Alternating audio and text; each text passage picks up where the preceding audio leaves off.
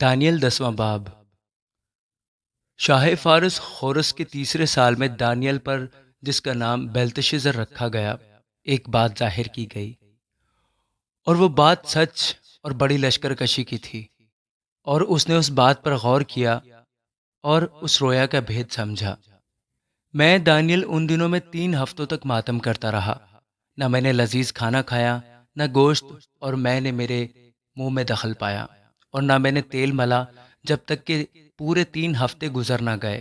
اور پہلے مہینے کی 24ویں تاریخ کو، جب میں بڑے دریا یعنی دریائے دجلہ کے کنارے پر تھا، میں نے آنکھ اٹھا کر نظر کی، اور کیا دیکھتا ہوں کہ ایک شخص کتانی پیراہن پہنے اور افاس کے خالص سونے کا پٹکا کمر پر باندھے کھڑا ہے۔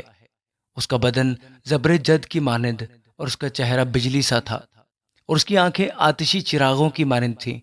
اس کے بازو اور پاؤں رنگت میں چمکتے ہوئے پیتل سے تھے، اور اس کی آواز انبوا کے شور کی مانند تھی۔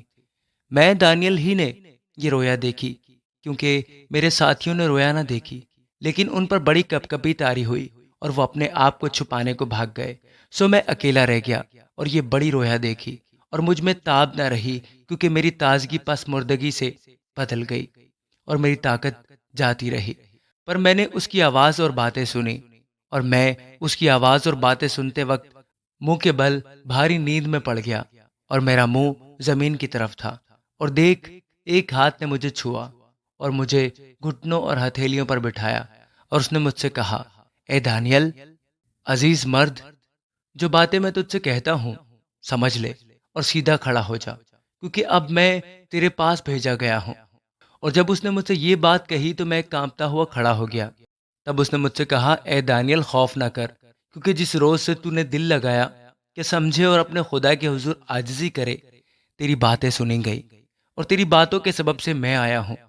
پر فارس کی مملکت کے موکل نے 21 دن تک میرا مقابلہ کیا۔ پھر میکائیل، جو مقرب فرشتوں میں سے ہے، میری مدد کو پہنچا، اور میں شاہان فارس کے پاس رکا رہا۔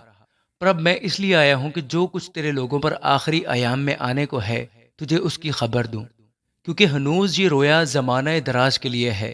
اور جب اس نے یہ باتیں مجھ سے کہیں، میں سر جھکا کر خاموش ہو رہا۔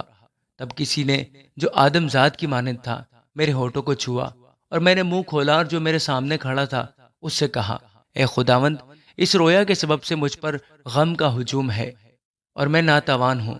پس یہ خادم اپنے خداوند سے کیوں کر ہم کلام ہو سکتا ہے؟ پس میں بالکل بے تاب و بے دم ہو گیا۔ تب ایک اور نے، جس کی صورت آدمی کی سی تھی، آ کر مجھے چھوا اور مجھ کو تقویت دی، اور اس نے کہا، اے عزیز مرد، خوف نہ کر، تیری سلامتی ہو، مضبوط و توانا ہو۔